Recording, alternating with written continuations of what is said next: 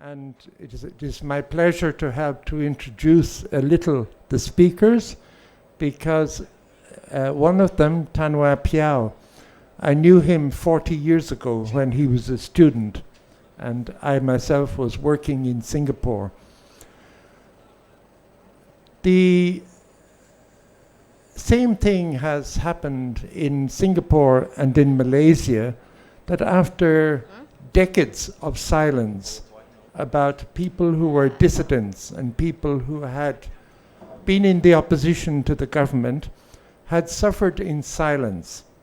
But in the last few years, they have begun to tell their stories, and we begin to see what they went through during the time of their youth and during the time during their working lives in Singapore.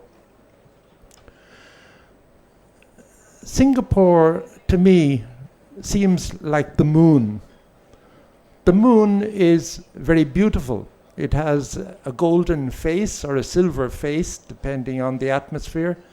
And a full moon is a sight beloved of people. There is a strange astronomical event that the moon circulates around the Earth and takes 1 month to circulate. But as it circulates, it also turns on its axis in such a way that it always keeps the same face looking towards the Earth. The face of the moon, which we see, is always the same face. And until our technology allowed us to put a satellite behind the moon, we didn't know what it looked like on the other side. Singapore, to me, is like that. Singapore has a face, a public face, which it adapts to show the world. But there is another side, there is a dark side of Singapore. And what I think you will hear about this evening is about that dark face of Singapore. The lives of Piow and the life of Teo So Lung have been very different. Piow was arrested and as a student and jailed on a constructed crime. After 1 year of imprisonment, he was told he would be conscripted into the army like all Singaporean citizens, but he well knew that somebody with a background like him could fare very badly in the army. He might even pay for it with his life. So he decided to escape from Singapore. He escaped into Thailand and eventually found political asylum in the UK. When I knew him, he was an architectural student. But when he got to England, to the UK, his mission was otherwise, and he studied law and has become a lawyer and is now a well-known criminal lawyer in London. He can never go back to Singapore. And he has lived the life of an exile. It seems many of us here are not Thai origin, so it seems quite natural. Yes, we work abroad, we work in another country, but the life of an exile is something different. It's to be cut off from the sources you knew, to be cut off from your family, from your relatives, from what you grew up with. I think one of the most intense pictures of suffering is that of Ulysses in the poet Homer. And he tells of the longing of Ulysses for his island Ithaca. His whole strain of his life is to get back to Ithaca after the Trojan War and after the long journey which he'd made to get back. 12, 14 years, something like that. But in the end, he did get back.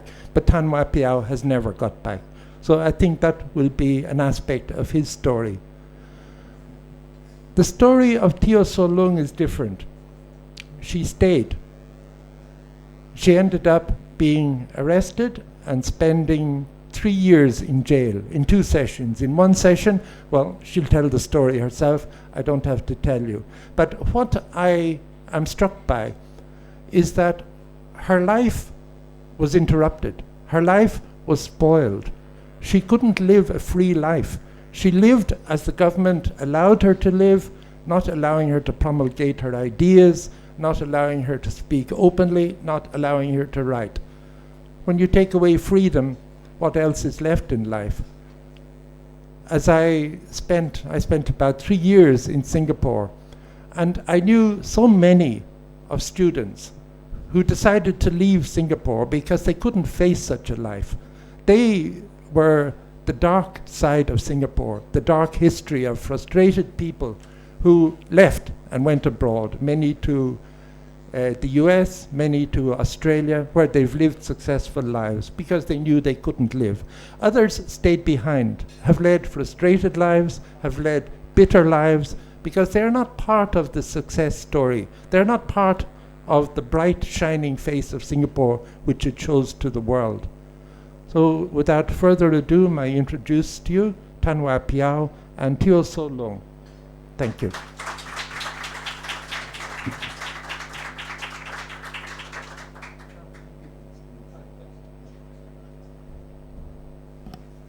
Hello. Right. Good evening. I'm Tanwa Piow, and thank you, Danthong, for the kind introduction.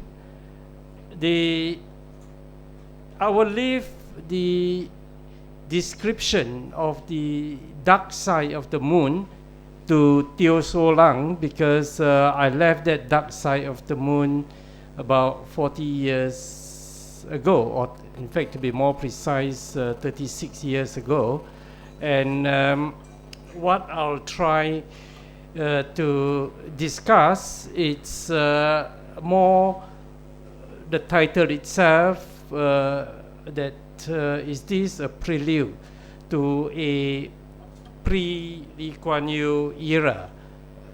What would the political landscape be in Singapore, given that there would soon be a pre-Lee Kuan Yew era, whether one likes it or not? Singapore is described as the richest non-democratic country in the world, and that indeed is the case. It has its GNP which rival that of any advanced country, and by the standards of the World Bank, using the World Bank index, Singapore has probably one of the best legal system insofar as commercial law is concerned, and that is one of the aspects of the bright side of the moon that we see in Singapore. At the time when I was in Singapore, that was up to 1975, we were spending most of our time talking about the other side of Singapore, the dark side. But that was the time before internet. That was a time when not many people in my generation knows very much about political detention without trial. That was the time when Singapore was quietly playing an extremely crucial role in supporting the war in Vietnam. That was also the time when the Americans were having their rest and recreation in Singapore, among other places. But those were events which people of my generation at that time knew little about. And we got into trouble because we started to dig up some aspects of Singapore. And when I was in my second year in architecture, that was when I met Danthong. He was then lecturing at the Nantha University. And he is one of the victims of Lee Kuan Yew, and I believe that he was one of the most industrious writer to the Far Eastern Economic Review as an academic making observations of Singapore, and he was then a mentor to the Christian students at the university. That was what got Danthong out of Singapore. Now, for a foreigner, then it was a very small price to pay. For Singaporeans, even at that time, there were people who were already in jail for the whole duration of Singapore independence, not forgetting that Singapore got its independence only in 59. So by 1973, when I was in university, that was just less than 2 decades after independence of Singapore. Now, that was the time 30, 40 years ago when there was a young lad in Cambridge University who was then studying mathematics. There was then a group of Singapore and Malaysian students who were organizing meetings, like meetings of this nature, where speakers were talking about the dark side of Singapore amongst the students. And this young lad, this mathematician, stood up from the crowd and shouted, "Had it not been for my father, Singapore would be a mud pie." That is a matter of opinion. This young man today is the present Prime Minister of Singapore, Lee Hsien Loong. And the man that he was so proud about, his father, of course, is Lee Kuan Yew. And there's a reason why I mentioned about the mud pie. Now, that was 4 decades ago, as I say, and this young man is now the Prime Minister of Singapore. And by the logic, had it not been for his father, Singapore would remain a mud pie.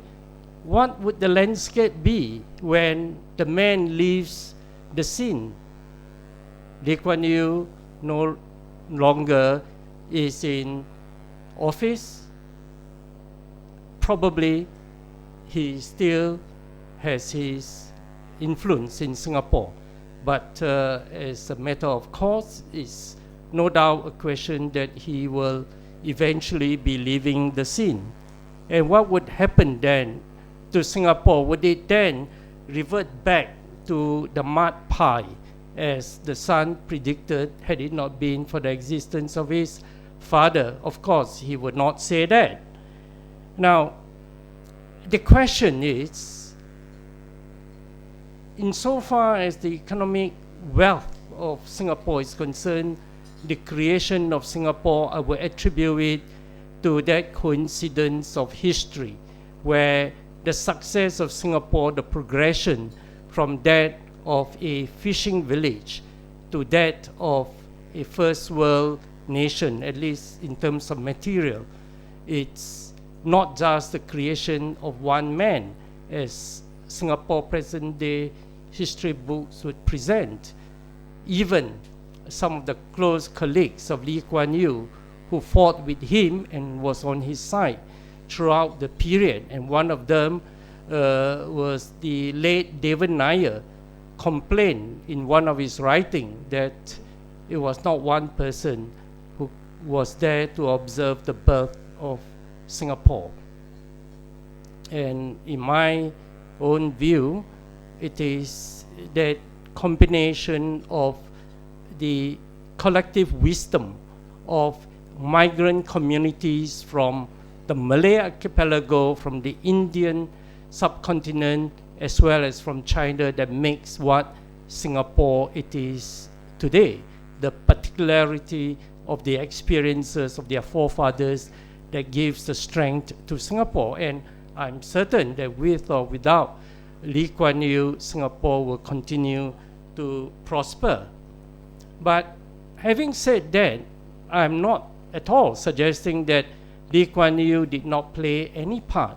In fact, the stamp of Lee Kuan Yew personality is everywhere, and we can see that in Singapore today. his greatest contribution to Singapore is in terms of political control. And that political control is to such detail, micro detail, that probably is not matched anywhere in the world. And also the form of political control is one which is extremely sophisticated, so sophisticated that it is even difficult to discuss about what's wrong with that form of rule of law in Singapore, where the law is made by a regime determined to limit the rights of the people. And will this style of control in Singapore change after the departure of these men? It is my belief that it is changing, and it certainly will change. From a historical context, the argument for political control in Singapore went through the different stages. In the early days, it was that we need authoritarian control so as to stop the communists from taking over power. Eventually, when the communist threat fades, that changes from that of a Cold War argument to that of the developmental needs of a third world nation that we need in authoritarian regime. Again, that eventually faded as Singapore becomes a successful economic entity. That developmental stage of argument no longer existed anymore. And that probably is from the 80s onwards, where there was no longer any communist threat, where Singapore is successful. There is no need for coercion of the labor force. Now, the argument is that of cultural values. Then out of the blue, we have Confucian ideas being emphasized in schools, in public speeches, and so on, using cultural values as the reason to curb the development of what we will understand as a more tolerant, liberal form of control. Now, it is my view that with the experiences in Korea and Taiwan are both societies with steep Confucian values, and those societies have now passed what, by Western standards, the two-term test.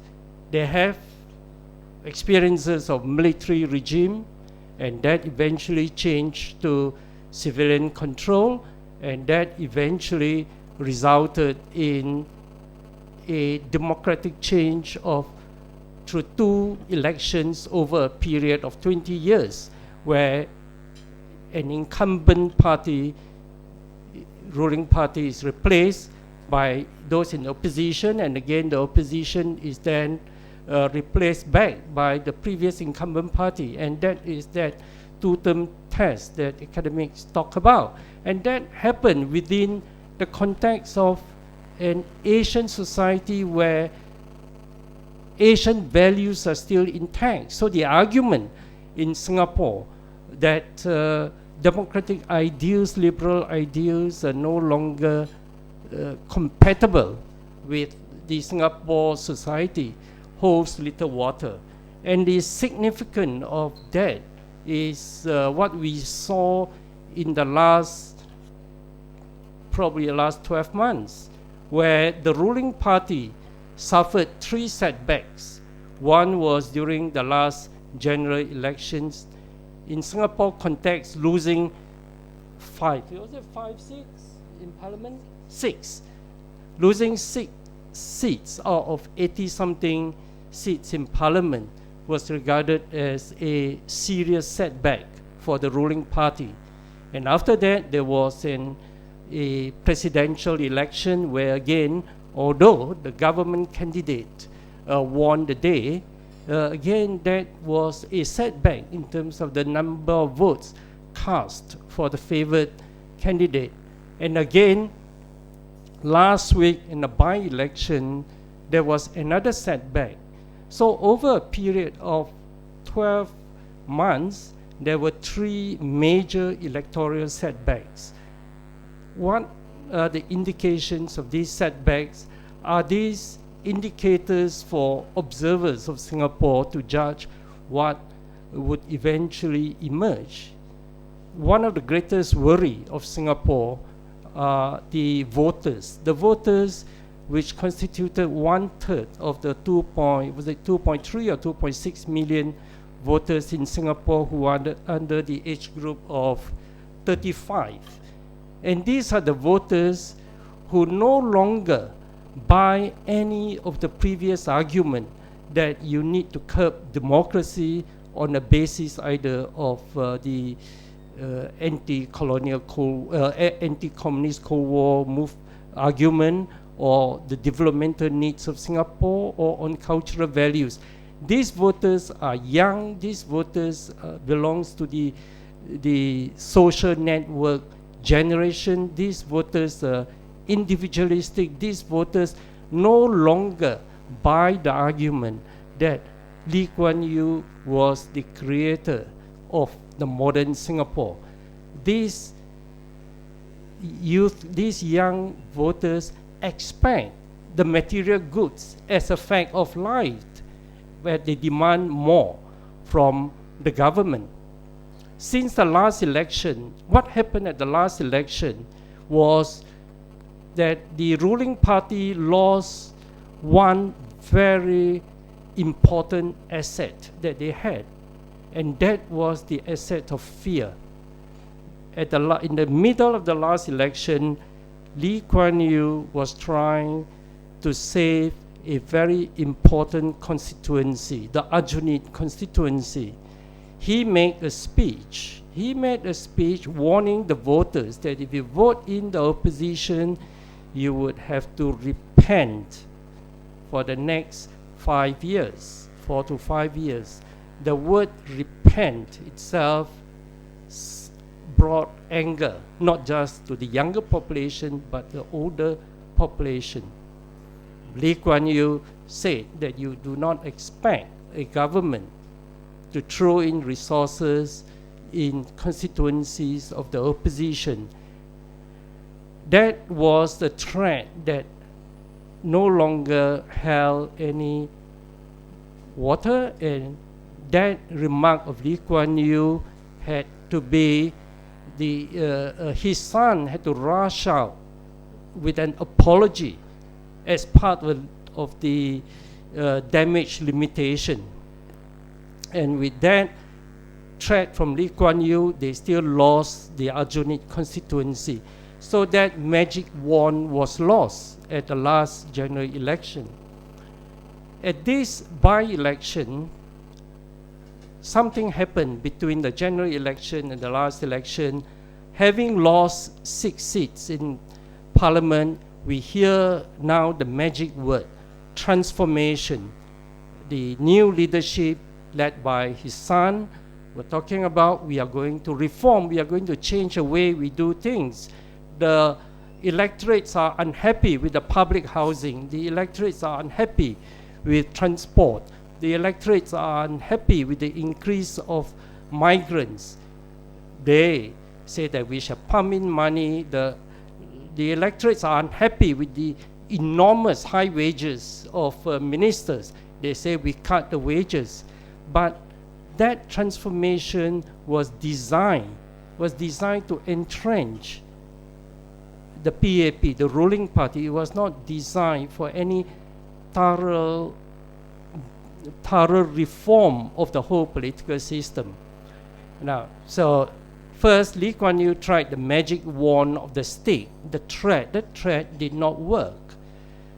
After the general election, now they tried the carrot. The carrot is that now we are responsive, we are pumping in money, we are doing what you want us to do. The electorate are more sophisticated than before. And that was exactly what happened at the by-election in Arjenin. That constituency is significant because it was held by the opposition party, one of the very, very few, or the only constituency where the opposition held for 21 years. A by-election was forced because of some personal problems of the last MP from the opposition party. What happened to the magic wand of the carrot that we are pumping in money? Again, now that carrot did not work. They lost the constituency. They lost the constituency back to the opposition again. So we have the stick that did not work. We have the carrot that did not work. We have a former Prime Minister Lee Kuan Yew whose personal threat no longer is taken seriously, especially by the younger generation. Now, as far as I'm concerned, those are important indicators for the future to come. We are now talking of a situation where there is still considerable respect for Lee Kuan Yew, and so far as he's around, insofar as people who are above 35, they will still give him, at least in Chinese context, the face that he deserves. Yet, that again, it's being eroded.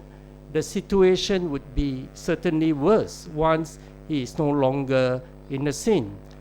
Would the new generation of the PAP, would his son be able to survive politically using the laurels of the father? Would they be able to use the same argument that we have transformed Singapore from a mud pie to a first world nation?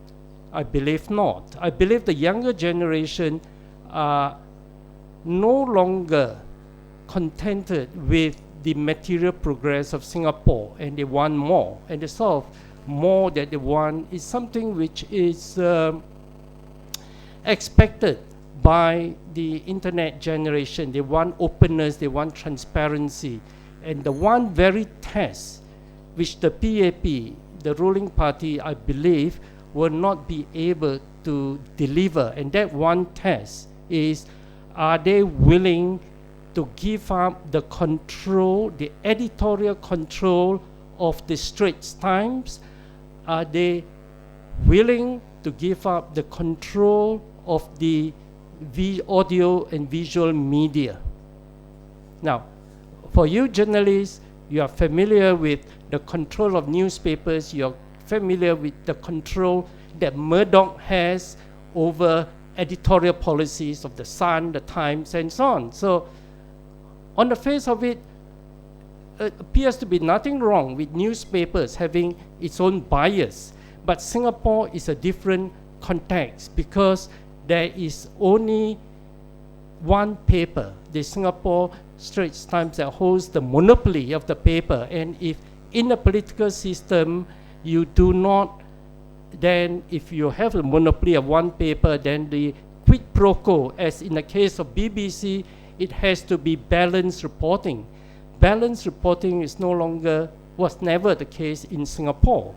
And we experience the way the media manipulated public opinion, as in this by-election where the Straits Times went all out to attack unjustifiably, unfairly, the opposition candidate. And despite that, he won the by-election. Despite the fact that the Prime Minister's son and the A team of the PAP came out, which is unprecedented, to campaign for a by-election, and they lost. And what it meant is that the new team are unable, unlike Lee Kuan Yew, who could politically claim credit that whichever war he chose, he will win. In this case, they make the mistake of having the whole team out to support their candidate, and they lost in a by-election. It then that armory of invisibility. So having lost the magic wand of carrot, of stick, having lost the argument, they lost also the invincibility of the A team. And it is in this context that I personally feel that there is great room for the opposition to maneuver. And there's great space for political movement for democracy, in the sense that that is backed up by the higher expectation of those who are below the age of 35. And secondly, the ruling party is now short of arguments to use draconian laws like detention without trial. The people of my generation, my parents, they live in fear. They live in fear, and they will inform their children from very young age that you don't mess around with the government. Even at the last election, we have some potential candidates who had originally agreed to stand for elections. And what caused them to pull out at the last election? It was pressure from their wife or even from their children. That fear which exists is now being eroded. And this is where I feel there is scope for democratic changes in Singapore, and the experiences in particular of Korea and Taiwan are examples of change being possible even in societies steeped in Asian values. And with that, I'll end my delivery. Thank you.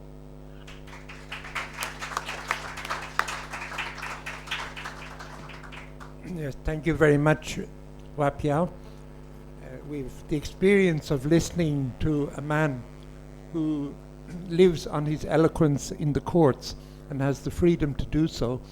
But now we are calling on So Lung, who has, we assure you, of a freer air to speak in Bangkok than in Singapore.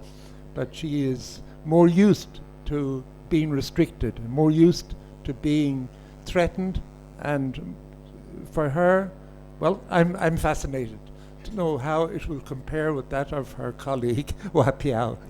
Thank you, So Lung. Thank you, Danthong, for that introduction. Good evening, ladies and gentlemen. I am, of course, not as eloquent as my friend here, Piow, but I will try my best. What Danthong is talking about the dark side of Singapore, I think you can read all about it in the two books that are on sale this evening. The first one is Escape from the Lion's Paw. It contains the writings of 6 authors, all of them exiles from Singapore. The 5 exiles in the book are from the 70s, and 1 in the 87 to be precise. The second book is, of course, written by Piow all by himself, with a very interesting foreword by Dr. G. Raman, who was one of the 2 lawyers who defended one of the 2 workers in the trial involving Piow on a trumped-up charge of rioting in the trade union house in Jurong. That was in 1974. Dr. G. Raman was also a political detainee who was detained in 77. And he had been silent from 77 until today. This is the first time he has come out to write a foreword for Piow's Smokescreen and Mirrors. It's a very interesting book. That book has 2 parts to it. The first part was written by Piow. When 1987 happened, he published it, and that first part is called Let the People Judge. And the second part is the actual title itself, Smokescreens and Mirrors. It's about his reflection of what happened in 1987 when I and 22 others were arrested, and he was supposed to be the mastermind. So if you are interested in the not so pleasant side of Singapore, then please buy the two books, and you will get maybe a more balanced picture of Singapore. I want to say that it is the book, the first book, Escape from the Lion's Paw, is perhaps the first publication about what happened to the English-educated political exiles in the 70s. No one from the 70s, besides Piow, has ever written about the social condition in that period. So it makes very interesting reading. Now, coming to the part where I was actually supposed to speak on, the prelude to the post-Lee Kuan Yew era. By chance, just a few days ago, someone posted on my Facebook a video of Lee Kuan Yew, and he was then speaking at the annual Nikkei conference in Tokyo as recent as 24th of May this year. And also, coincidentally, the clip that I saw was his answer to a question on leadership succession. He said that Singapore selects its leaders carefully, and they work with senior leaders for long years before taking over so that they learn the intricacies of government. But he said, and I quote his exact words, "That doesn't mean it will go on forever. When it doesn't, then we will suffer. But I hope that successive leaders will bring in carefully selected people who have got the potentials to do more than something for themselves. They are not paid very much to do that, for it must be a bit of a sacrifice, because the people with the potential to be ministers can easily earn bigger figures outside in the public sector." Now, I think most of you know that Singapore pays its ministers very well. So for him to say that they are not paid very much was not really correct. However, it is his way of putting things to the Japanese people. Now, there were several comments, critical comments, following that video, and one of them was from David Teoh, who said, David Teoh is not related to me. He said, "Learn from seniors like that clown who let a limping prisoner out of jail, resulting in untold frustration at the Causeway checkpoint when our car boot had to be checked, not to mention the millions of man-hours lost. Senior, my foot." Now, today you can find many such disrespectful and colorful description of Mr. Lee Kuan Yew as well as his ministers. Mr. Lee somehow does not have the aura of absolute authority as he had in the past. It's like what Piow had said earlier, the young generation do not know of what he had achieved. And also, I think the element of fear is already being eroded in some ways. And what Piow had mentioned about the general election, the presidential election, and then recently the by-election. Of the ministers who are in cabinet today, there are 14 of them. And there are 2 senior ministers of state and 8 ministers of state. Now, when I looked at the list before I came here, most of the names I actually do not recognize, except for a few. The first generation and second generation Singapore leaders have all disappeared from the cabinet. It's the third generation and the fourth generation that are today governing Singapore. And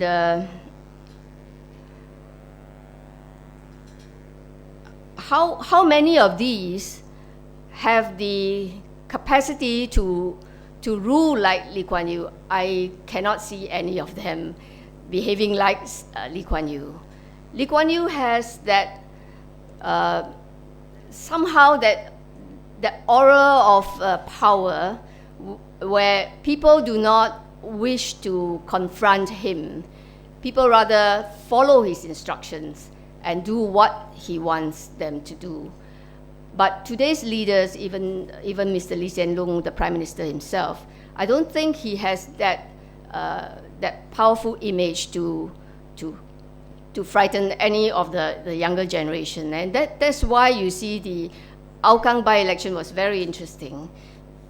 Besides, the entire cabinet, the big guns all went down to Hougang to campaign for the candidate, and yet they lost. I think in the early days, you won't see such a scene as you see today.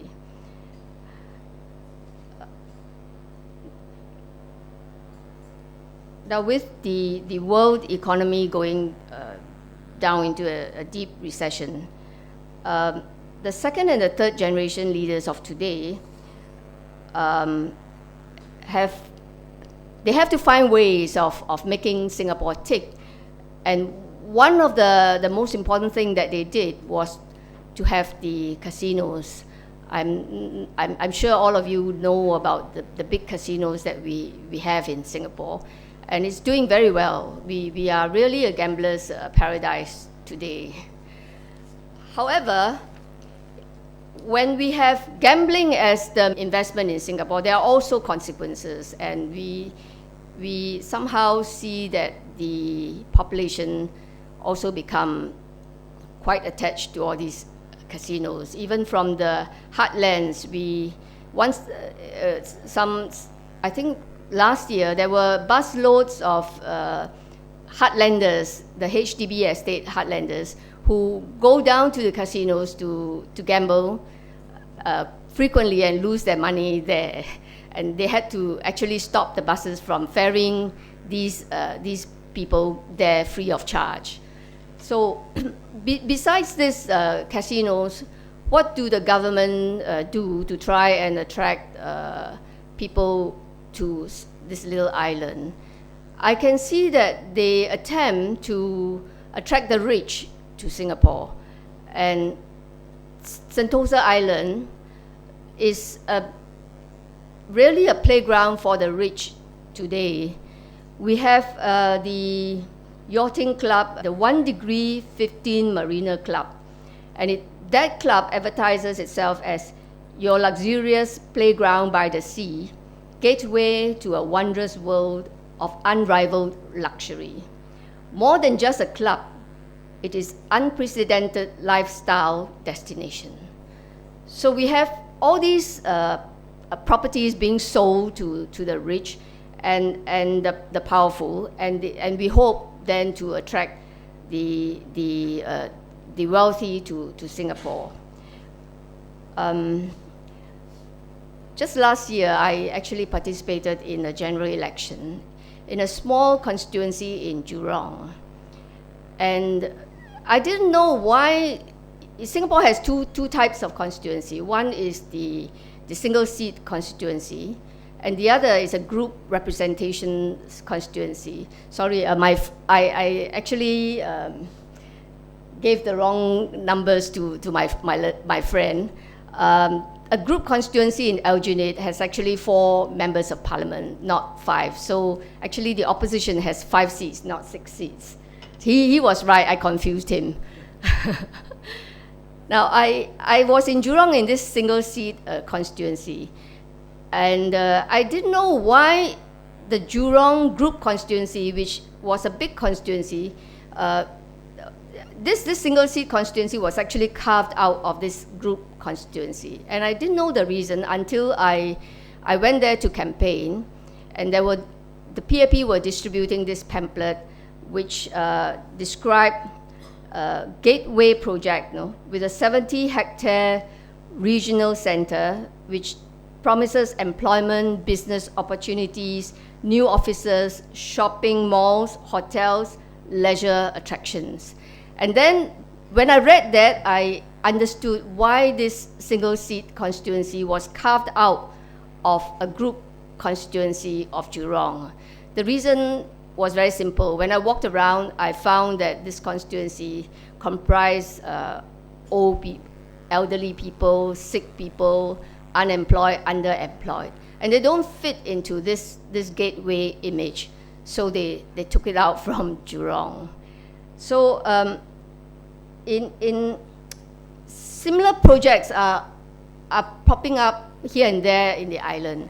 And I don't know how much this can go on, because Singapore has rather limited land. We have a not too small population, and with this limited resources going to the rich, today it creates some kind of a tension between the foreigners and the locals. The locals think that the foreigners are taking away their jobs, and the foreigners think that Singaporeans just know how to grumble and be unhappy, and they're not grateful to the money that is pouring in from them. So there is this friction which the new leaders have to solve, and it's quite a serious problem. I don't know how they're going to solve it. The young people are getting angry. The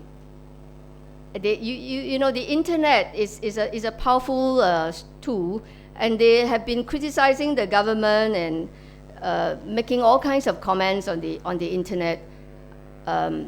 It's going to be a challenge to the new leaders, who must provide solutions to this unhappiness very quickly, or else something more drastic may happen in the next general election. And coming back again to the last by-election, when the PAP lost Hougang last Saturday, the Deputy Prime Minister Teo Chee Hean said that Hougang was special, and that it's not representative of the rest of Singapore. I think he's still dreaming of the glorious days of the PAP. And if he doesn't wake up, that's the end of the PAP in the next general election.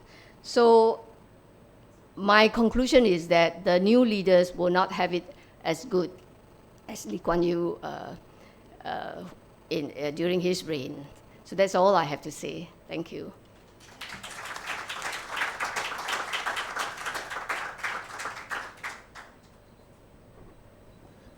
Thank you, Solo. We'll immediately open the floor to questions.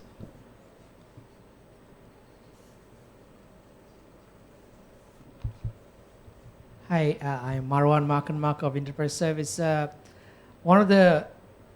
Despite the picture you painted about Singapore, one of the narratives that Lee Kuan Yew has thrived on in this region is he's authoritarian, he has had dictatorial measures politically, but where he always stands out against other dictators and other strongmen in the region like Suharto, Marcos, Hun Sen in Cambodia, is that while he repressed his people, he pursued a welfare policy that enabled the country to rise economically, and he always used this economic argument, convince people that at least you're having a first world lifestyle eventually, or you'll be promised that first world lifestyle eventually, even though you've got to sacrifice your politics. Now you say that this narrative has run its course, and maybe this is a generational shift. Granted, the results of the by-election, what happened with the 6 seats in the opposition are valid indicators. But do you think that the PAP at this stage might actually respond to this and open up more?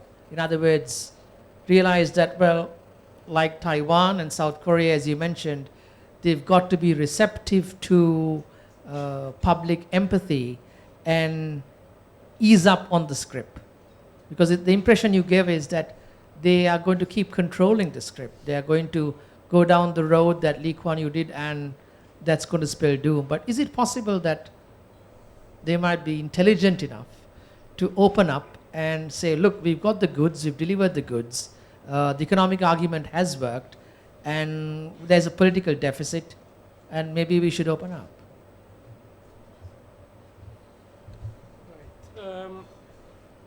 Now, there are two aspects of the issue here. One aspect is in terms of the economic good that the PAP has delivered. No doubt the PAP has delivered one aspect of the economic good, and that is to achieve a per capita income equivalent to, if not rival that, of many European countries.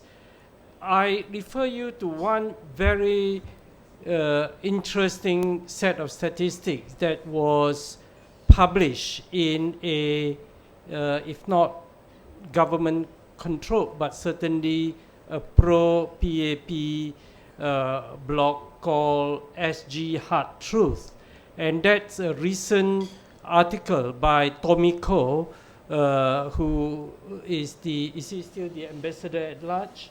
He probably still the ambassador at large, but very much a independent but pro-government person. He drew comparison between Singapore and the Scandinavian countries, and while he observed quite critically that the GDP are compatible, he compared a cleaner in Singapore earns $800. A bus driver earns $1,008 in Singapore, whereas in Denmark it is $5,005, which is about 6 times that in Singapore, and a bus driver in Singapore compared to that in Denmark, the person in Denmark earns 3 times more. Now, Tomiko is interesting in that probably from his old socialist club days, he's still concerned about the question of distribution in Singapore. And it may well be the case, that for the PAP to extend its rule, it has to bridge that income gap between the rich and the poor in Singapore. Whether they would use the benchmark of Denmark and so on is a different matter. But no doubt, one way for PAP to able to obtain more votes is to shorten the income gap. But I believe, and this is where the emphasis is, what are the expectations of the younger generation? The expectation of the younger generation, I believe, is that the younger generation no longer comes from a background of poverty. They come from the background as any youngsters in Western Europe. The expectation is the government to deliver the goods. And if they want beyond that, would the PAP be able to deliver a political system and a structure? If they are able to deliver a political system and a structure that can ensure that it is possible for competing parties to replace it, then I would say that they would pass eventually that 2-term test. But I don't believe the present set of political leaders, maybe some of them may have that political wisdom to see the need for such political reform. And this is the Achilles heel of the PAP. It's something that not within its culture to deliver. It is within the culture to deliver the economic goods, but not the political demands. That's my answer. So Long, you like to comment? I think the government tries very hard to improve themselves, but the the caliber of the leaders may not succeed in doing it, because this problem actually was created by the first and second generation leaders. Lee Kuan Yew, to be more direct, he had all along been interested in getting short-term gains, failing to look into the future long term. For instance, he collected taxes, he made the people pay the Central Provident Fund, but he didn't provide the people with a social safety net. When they are old and they are retired and they are sick, they have no money to take from the state. They have to depend on their own savings. So there is another group of disgruntled residents too, and these are the retirees. Like myself, I have no income from the government. I have no monthly pension money from the government. And for the young, actually, their educational policy is also flawed. I don't know how they're going to solve this. Many of the young people are from 1-2 child families. This is due to the direct population control policy of Mr. Lee himself, who in the 70s restricted, discriminated against families who have more than 2 children. The priority to school was not given to families with more than 2 children. Priority was given to 1 or 2 child family. And because they are from 1 and 2 child family, they are precious to the parents. And then they could not get themselves into the local university because of the restriction in numbers. So they send them abroad to study, and as a result, they are bright kids. They come back, they've seen the world, they are not happy with the situation in Singapore. So this group of young can be a very unhappy lot, and I think that the PAP leaders will have a hard time trying to solve this problem too. Yes, Alex Frediani, independent member. Yes. I'm interested to know whether Singapore has an actually independent central bank.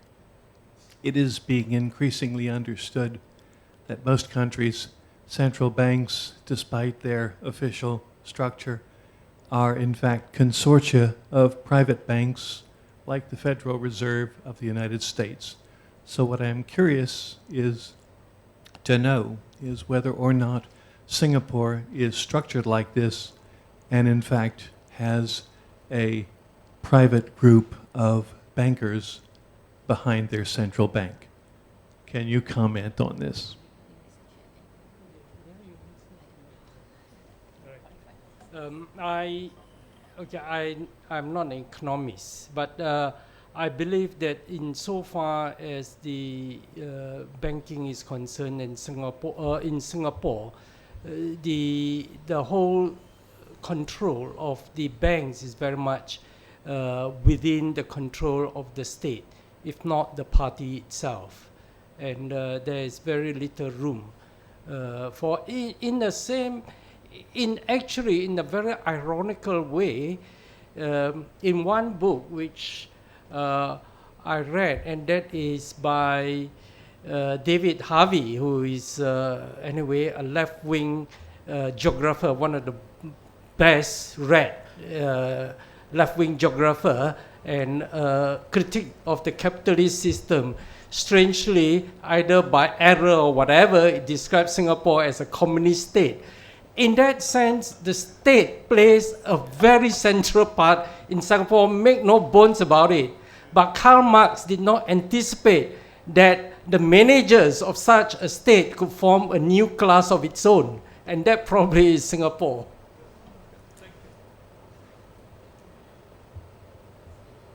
Yes. So long? No. Any further question? Yes, please. Jacob Phelps from the National University of Singapore. We've heard a lot about the dissipation of fear from both of you, and that has deep implications for post-Lee Kuan Yew period. But in my couple of years living in Singapore, I've noticed something that's perhaps equally problematic, and that's the phenomenon of extreme self-censorship. At least within the university community, it's certainly prevalent, not necessarily indicative of the broader country. But I'm hoping that you can speak a little bit to that. 4 generations of people experiencing things like what you've experienced firsthand have perhaps had their toll. And while the direct fear of the repercussions that you've experienced may not be there, I've certainly experienced both in my social as well as my academic exchanges that people definitely self-censor. Can you speak a little bit about that, please?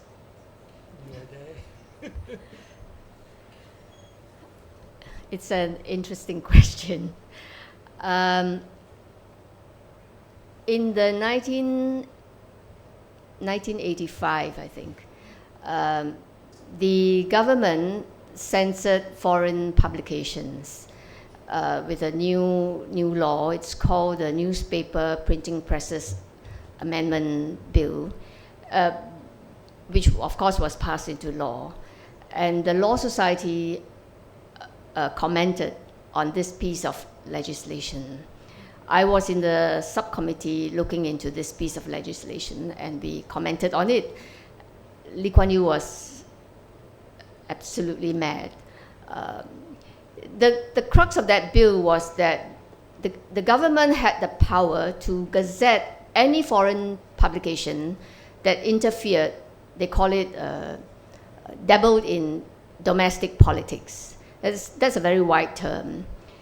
And once a newspaper or a magazine is gazetted, it has only limited number of copies that can be sold in Singapore, and it can be restricted to 100, 200 copies, and it really was very, very tough. The newspapers that were gazetted: Far Eastern Economic Review, Asian Wall Street Journal, Asia Week. I think the International Tribunal also got it after the passage of the bill. And of course, the Law Society, having commented on the bill, the government was extremely upset, hauled us all up to a select parliamentary committee hearing, subpoenaed all of us, and gave us a hard time. But I think the Law Society, the council as well as the subcommittee, stood up quite well to the barrage of cross-examination by Mr. Lee Kuan Yew himself, who actually lost the argument. He amended the Legal Profession Act. Yeah, what happened was that when we commented on this bill, he got angry. He amended the Legal Profession Act to say that the Law Society cannot anymore comment on any law unless he refers them to make the comment. And then he hauled us up before this select committee. And then, as if that was not enough, a few months later, he arrested a few of us. Now, from the 80s to the 90s, actually nothing happened. So, civil society start to get back on its feet again.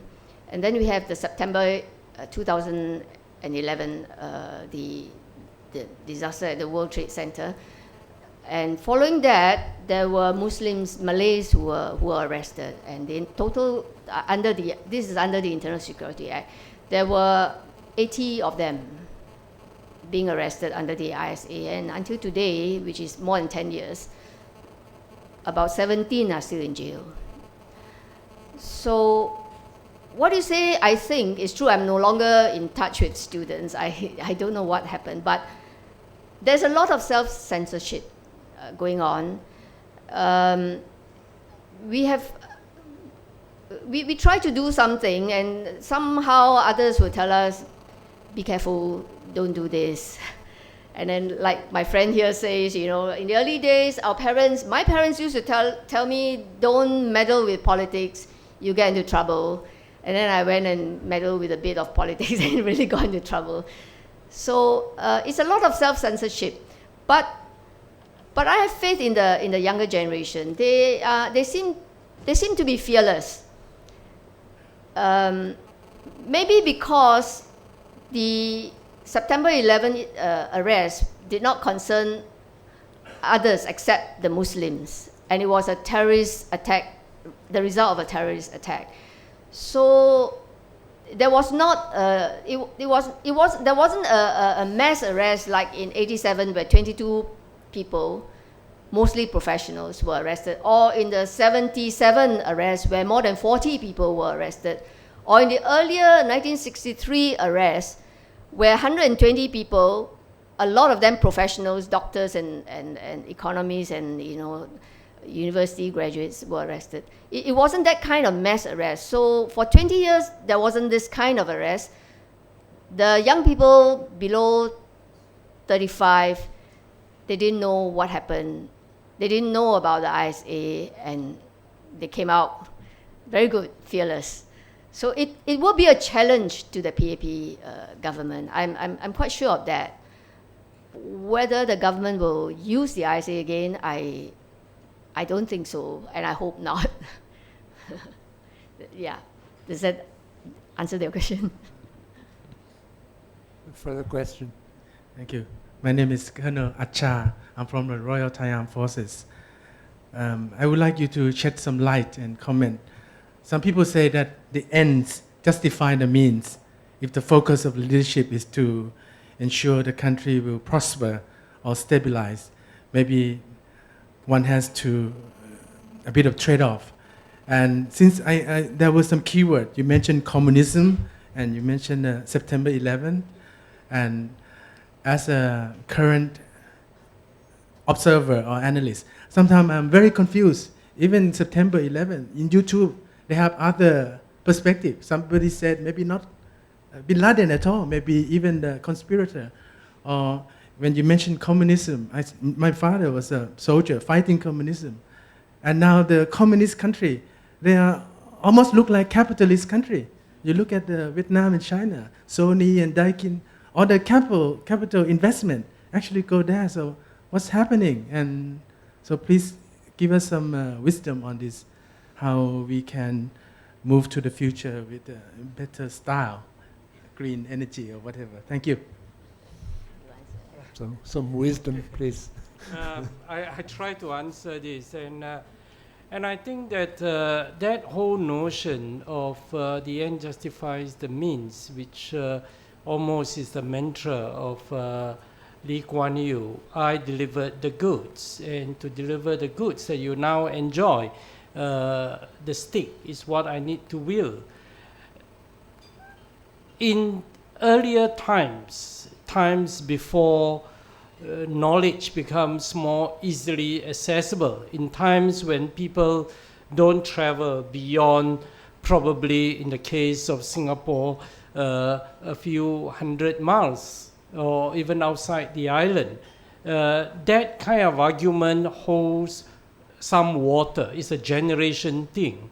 And I think that once Singapore becomes a global city, then, and this is where our emphasis is, the younger generation. They take for granted that the role of the government is to serve.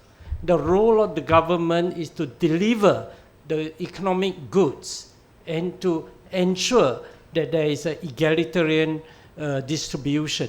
And that is where those kind of arguments no longer is justified. And the relevance of September 11, it's one of the things which we are campaigning for, is the abolition of Internal Security Act. And of course, when you campaign for the abolition of detention without trial, in Singapore, it's not a joking matter. It is indefinite detention without trial.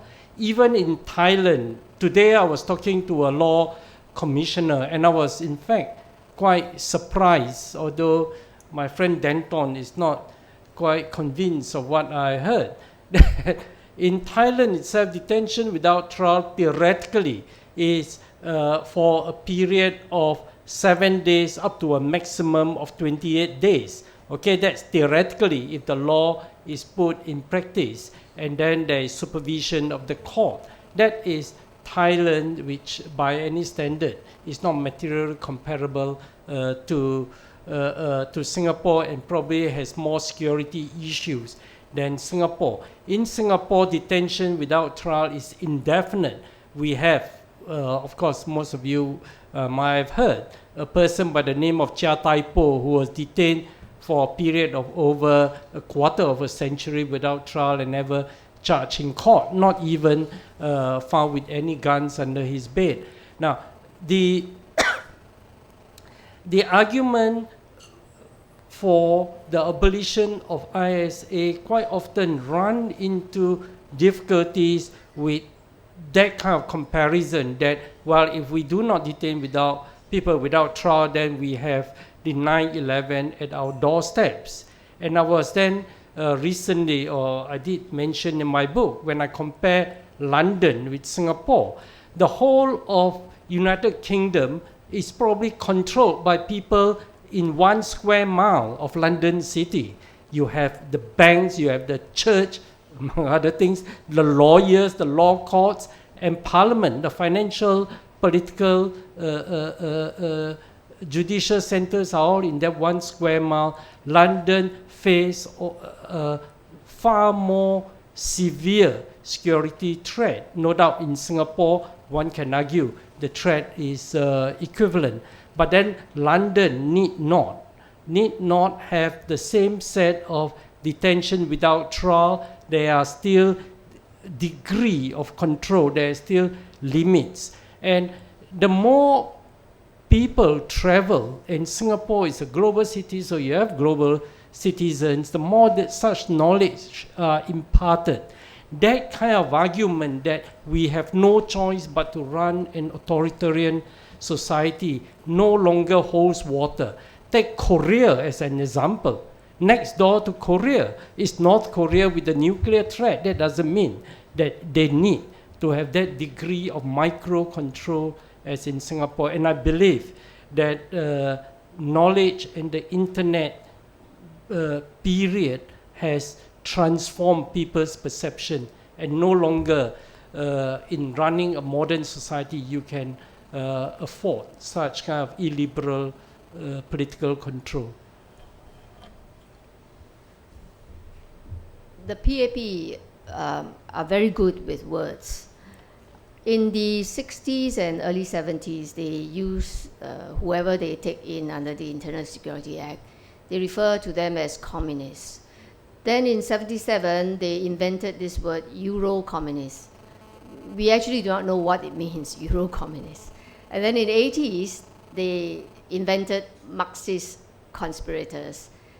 And the September 11 case, the Al-Qaeda, I agree with you, nobody really know Al-Qaeda or the other groups, Jamia, Islamia, But the terror that is created by all these names coined by the PAP is really scary. Do the ends justify the means? I always like to say that assuming you are the person to be locked up for 30 years, you wouldn't think the end justify the means. So that's my answer to you. If I can just give I'm amazed at the change in mentality. When I was a lecturer in a university in Singapore, I was amazed that many of the students had never been outside Singapore. It only took half an hour to get on a bus to get across into Malaysia. I said, don't you want to see another country? Don't you want to see something different? And I got the answer, but we have everything we need in Singapore. Everything here is the best. Why would I want to see in any other country? That they had accepted everything that the party told them, that they had the best of everything and there was no need to go anywhere else. At least that mentality has passed and gone, I think, hopefully forever. Thank you. Another question, please. Very often in the places where... Sorry, can you identify yourself? My name is Ryuzi. I am a retiree. and not to the journalist, not academic, just the long stay resident in Thailand. In many countries in the region, particularly where there's a lack of democracy, people must fight and get it gradually. But what is unique in Singapore is that you see we have never seen that Singapore citizens come off the street and protest. And is that because maybe the Singaporean citizens are very happy with very high standards of living, or maybe the election system is very fair, so that you see you don't need to go out and protest, and like some of the part of the world where there's great flaw in election system. So my two questions is that how is the election system in Singapore? Is it very fair? You have already mentioned that it is gradually PAP is decreasing their support basis. And the second question is that how come the Singaporean people, they don't come out the street when you say that it's a very undemocratic way of managing the country? Thank you.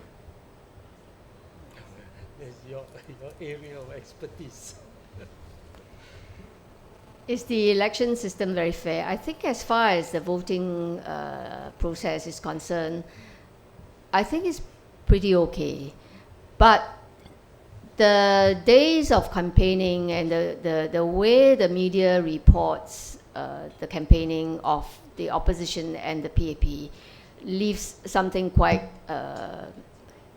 not that great in my view. For instance, when I participated in the last general election, the Straits Times used to use the headline, whenever they refer to me, they use the headline, former ISA detainee. And then after a few days, they decided former detainee. The difference is terrible. And I of course, during those days, I didn't read the papers properly, but someone told me, and I called up the journalist and said, look, if you want to refer, why can't people be fair to me? I'm also a lawyer, and why don't you say, your headline refer to me as a lawyer or a retired lawyer. I have no grievance over that. But you put the headline as ISA detainee, that is not very, very fair to me. And so it's the reporting, the media is all geared against the opposition, and it's difficult to get rid of those things because we have only one media in Singapore. Now, as far as the protesting is concerned, we have a Public Order Act which forbids even a single person standing and protesting with a placard in his hand. It's quite ridiculous, but that is the situation. Why we Singaporeans don't protest, I think it will take a long time to learn how to protest. Singaporeans were not like that in the 50s and the 60s. They used to go on strike, they used to protest anywhere, you know. But that disappeared with all the strict laws that Lee Kuan Yew put in place to protect itself. We have the Sedition Act, we have Vandalism Act, we have Societies Act, and we have Unlawful Assembly Act, which in the earlier days it was 5 people for an illegal assembly, can form an illegal assembly. Today it is 1 person, you can be an illegal assembly. So it is very hard to protest. But of course you can protest in Hong Lim Park, which is what we call a Hyde Park in Singapore. And for that you don't need permission. But that is about all that you can protest. You will never be able to get permission to protest.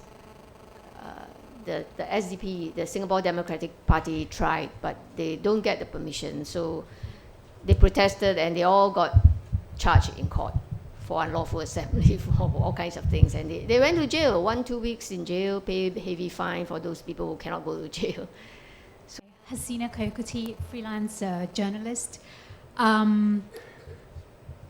On Mr. Lee Kuan Yew's legacy, he likes to say that his legacy will be decided not by people like you or writers like me, but future historians. And the implication is that he will be vindicated. And I'm wondering whether you can weigh in on that issue and give us a sense of what you think his legacy is going to be in the post-Lee Kuan Yew Singapore. And 2 more questions. On the political landscape in Singapore, which is changing, I think Piow, you mentioned that there's no thorough reform of the political system. So I wonder whether you can look into the crystal ball and give us some indicators between now and the next general election. What are some of the things that will happen? Do you see new political parties emerging? Do you see the ISA being dismantled by then, the GRC system dismantled? Do you have some kind of indicators that you think will happen between now and the general election? And my third question is, I belong to that generation of Singaporeans who don't know a lot about that era of detention without trial and Marxist conspiracy.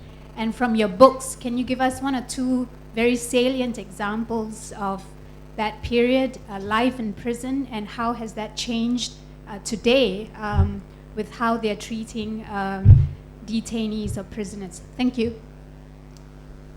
I'll answer the first 2 questions, and Solang will answer the last question.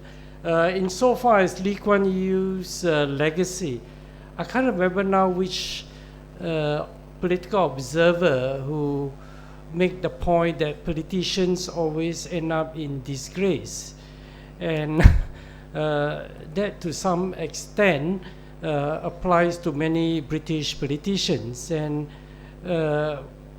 probably one of the things that Lee Kuan Yew, I wouldn't say he would live to repent, but he certainly should have regretted using the word repent in the midst of the last general elections. And I think that his legacy will no doubt remain as someone who contributed tremendously to transforming Singapore from a fishing village to that of a first world nation. But the difference is that he likes to be remembered as the only person who was the architect of that period. Even his own colleagues would have different views, and that is the problem with assessing Lee Kuan Yew legacy, because quite really that transformation from a fishing village to that of a modern society, probably a great deal of work was carried out by people like Dr. Goh Keng Swee, who in that period, I would say that even though I would disagree with people like Goh Keng Swee or Toh Chin Chai, who was my vice chancellor, for acquiescence to Lee Kuan Yew's authoritarian control, but that generation of PAP leaders do have social democratic ideals that set up certain structures of the state that remain progressive. And that is one aspect that one must not forget, that the success, economic success story, probably more greater contributions were from people like Dr. Goh and Toh Chin Chai. As to the, remind me of the second aspect. Right, the crystal ball. Well, as far as I can see, it's difficult for the PAP leaders, or most of them of the present A team, to contemplate political transformation. They can spend more to bring about a more equitable distribution. And the question is, would that be sufficient for the younger generation? And my own suspicion is that it would not. And there certainly should be more members of the opposition in parliament. Whether they will lose that two-third control is a different matter. And they most likely, that is not impossible to consider that they will lose that two-third control, which involve changes to the constitution. As to whether or not there will be more political parties, I would think that maybe the ground is more for the present opposition parties to form a stronger core. There are probably too many opposition parties and therefore weaken the strength of the opposition at the moment.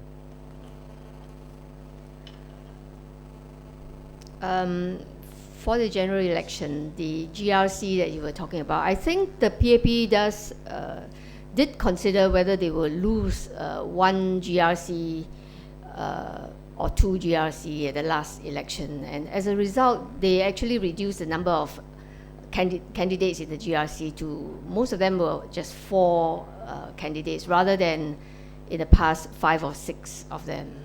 So they did consider the risk factor. About detention without trial, they are still put in the same detention center, which is Whitley Road Detention Center, I believe. I believe all of them are still there. I won't know what is happening to them because I have no news what is happening to them. For my time, definitely, I think I can say that we were better treated than the earlier detainees. Actually, it's very hard to say because political detainees are treated differently. Some people in the early days, in the 50s and 60s, they were actually tortured. They were given electric shocks. They were done all kinds of,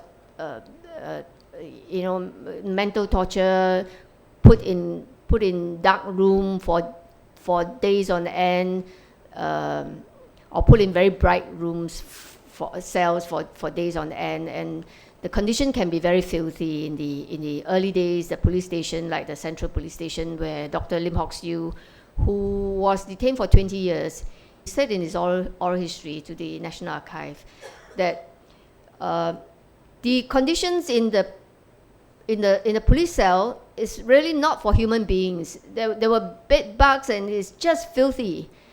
But he lived through it and he's still alive today. 87, we were lucky in that we were put in Whitley Road Detention Center.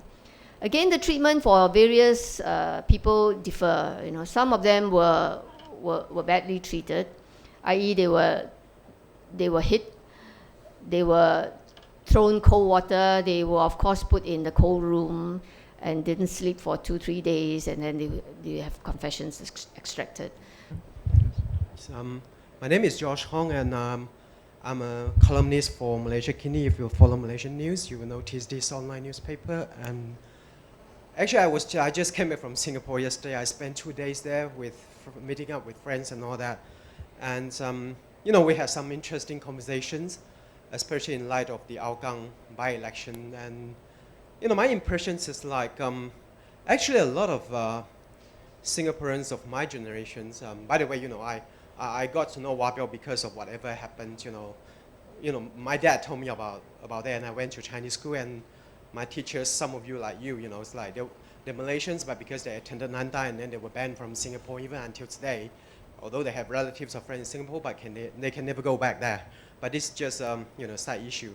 And so my impressions are Singaporeans of my generation who lived through the 1980s, 1990s, and the slightly younger generation of today, I think the grievances mostly come from the fact that the PAP government is not receptive, not responsive enough.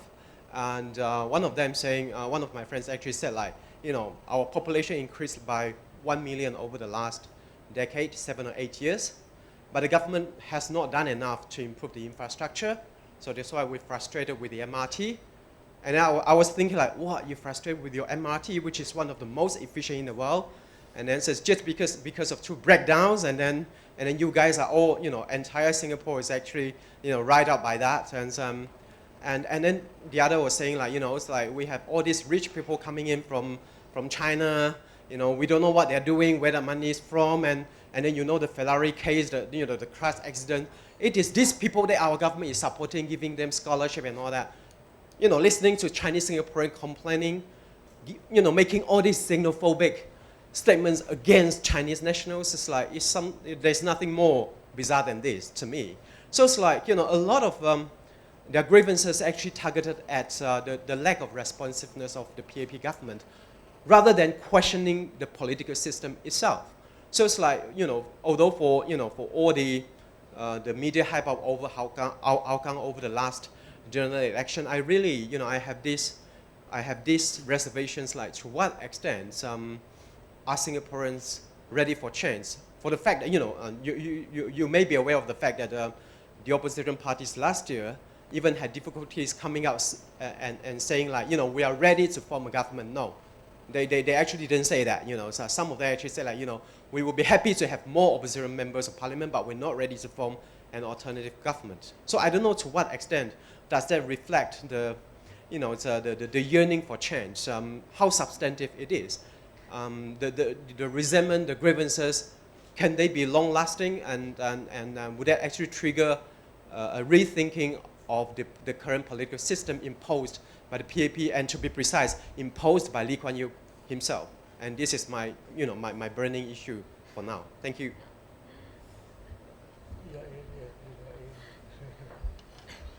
She's on the bright side of the moon, so I leave it to her. I'm on no side of the moon. Yeah, the young people do grumble a lot, and whether they look at it as something that they will look forward to for change, I think they will reach there at some point of time. I have great faith that they will reach there. Where I only went to attend one PAP rally in Hougang. But I saw on the video that the euphoria in Hougang is really something that is very commendable, really. And I don't think the people in Hougang are that immature. I think having an opposition for the past, since 1991, they have got a taste of what the opposition can do. They've crossed that fear that they must vote for a PAP, that they can actually vote for the Workers' Party. You're right to say the Workers' Party said that they were not prepared to form the government. But if they had asked me this question, I'd say, why not? I can form the government. But they are rather, I would say, conservative. I think Singapore will change. I don't, with the internet, I cannot see it remaining as it is, like in the 60s, 70s, or even the 80s. Of course, you talk about the MRT trains, and it's a small matter. For the Singaporeans, it's a big matter. We are a first world country, And I grumble too, because I take the train, and sometimes I take from east to west. I have to stand the whole way from east to west. I mean, it is ridiculous. They make carriages without seats, just to have you the standing. Let more people have the standing space. I think this is ridiculous. We pay taxes, and we deserve a good transport system. Why not? I will grumble, and I have grumbled. Yeah. If I may make one small comment, one of my sources of wisdom is the wonderful adventures of Don Quixote de la Mancha. Don Quixote identifies 3 types of enemies. They are demons, enchanters, and giants. Lee Kuan Yew has the same trio of enemies. The demons he hangs. They have to be executed. The enchanters are the most dangerous because they give dreams to people, and therefore they must be locked up in jail. And the giants he chases out of the country.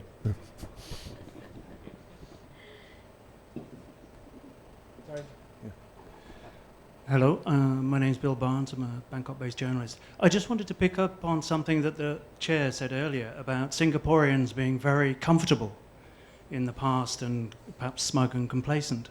In that sense, isn't the point of fear, as generated by Lee Kuan Yew and the PAP, the point? It's not just to control people, it's to give people an edge, to keep people pointed in a certain direction. A complacent, easygoing society, as authoritarian leaders instinctively know, is not something that exists. You know, a society needs a challenge. Isn't that the point of generating fear? Without saying it's totalitarian or anything. I mean, Orwell knew this very well. What I wanted to know is, you're saying Lee Kuan Yew and PAP use fear to control people, control society. But isn't fear something to be valued from the PAP point of view in itself? That a society that's, you know, obsessed with food, obsessed with having a good time, obsessed with buying a house, there's something missing. There's a gap in the soul. There's an emptiness there that can be filled by fear. Right. That's the question to you.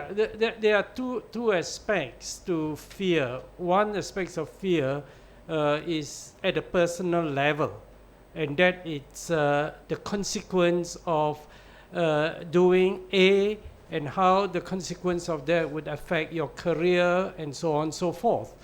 That is that trickled down to everyone of every generation for a very long time, for the last 50 years.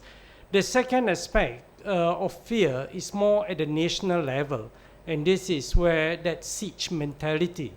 The siege mentality in the past was about the communist threat.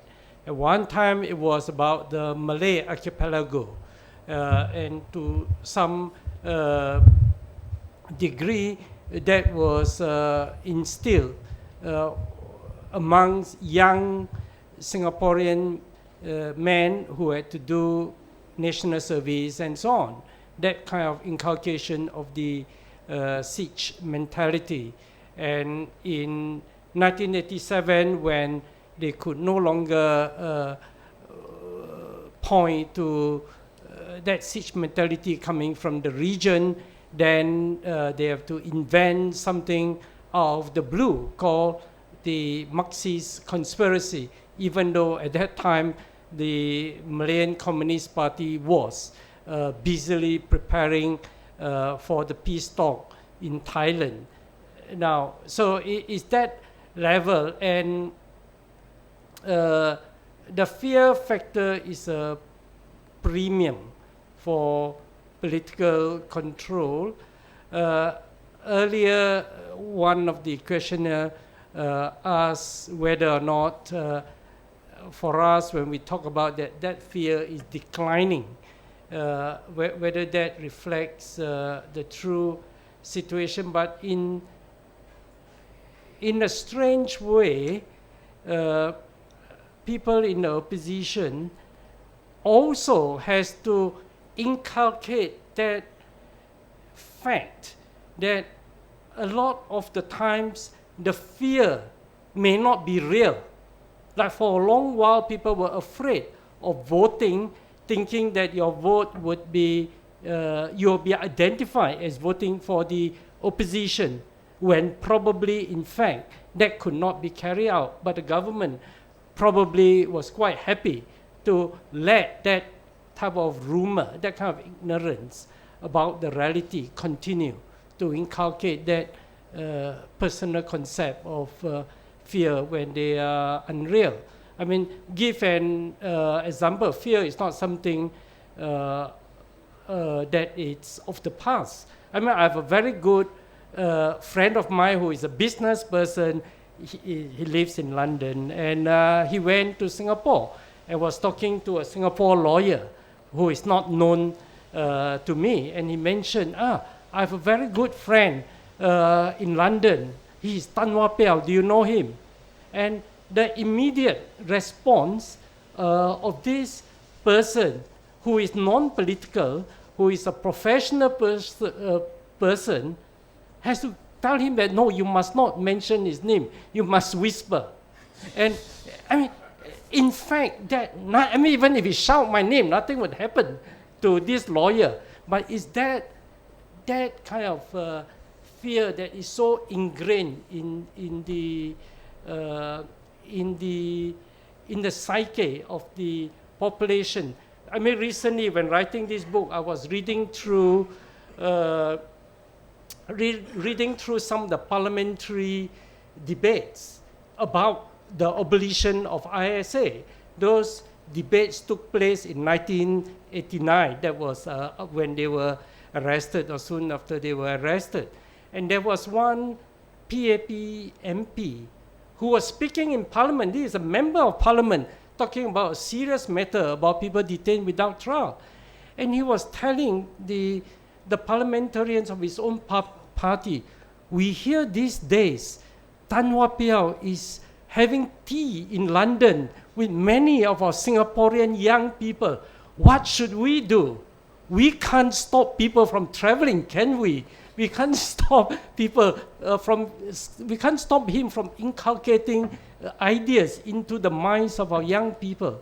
Now, even within their own party, they even are influenced by their own fear that someone like me could instill fear, because they themselves are the victim of their own propaganda. So they think that I'm a super propagandist, and that is the difficulty with the Singapore psyche, and that answers the question earlier, why there are no street demonstration, why people even suppress their anger.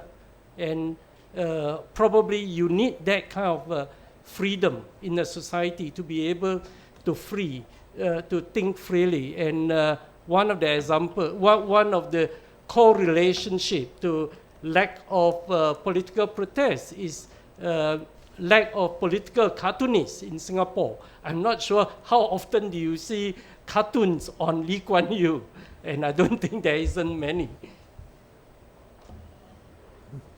I just like to add that I think a lot of Singaporeans have internalized fear. They don't even know that they are suffering from this thing called fear. So Tan Hwa Piow is a tourist attraction to the students there, unfortunately. There's always a fear of something that is not known. And the reason why there's a fear of the unknown is because the history of those people who have been punished, like the political prisoners of the past, they have not really written about their stories. They've not written their stories until very recently. So with more information on what happened to past political prisoners and to people like Tan Hwa Piow with his recent publication, I think the element of the unknown will be known, and when you know something, you tend to overcome that fear. Otherwise, it's so internalized in you, that in us, for the past 5-6 decades, it's very hard to take it out. But again, here I have faith that the Singaporeans have gotten out of, or rather slowly they are getting out of this trap.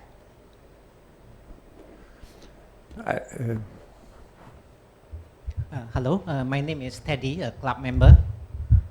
I remember several years ago a remark by Mr. Goh Chok Tong, the former Prime Minister, that Singapore doesn't care the low ranking in the Press Freedom Index because Singapore has a high ranking in the Transparency Index.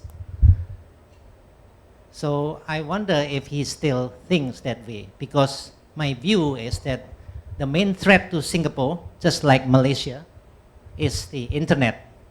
Despite this government control of the print media, Straits Times and electronic media, Channel News Asia, etc. So my question is, how severe the Singapore government control of the internet? If you make critical comments of the government, will you be identified or face the consequences? Thank you. I think recently there were a few cases of bloggers receiving lawyers' letters threatening action against them. But but they were happily settled. Maybe the letters to these bloggers for saying things that they said in the blog, and it was a spate of like 2 or 3 such instances, like Temasek Review got into trouble, Alex Au also received a letter, and I think certain other people also received warning letters. Maybe the present generation, the present leaders are testing whether these bloggers will apologize and are soft enough to apologize, or they would wait for the lawsuit to come after them. Now, all of them gave an apology, which I think is wise, and they got off. So yeah, they really take seriously the internet, but whether they can control that, I'm not sure they can control everything. Yeah. So thank you very, very much indeed, and let's express our thanks again to Piow and to Solo. And perhaps if there are those who would like to continue the debate with them personally, it's probably the most useful way of doing it. Thank you very much indeed.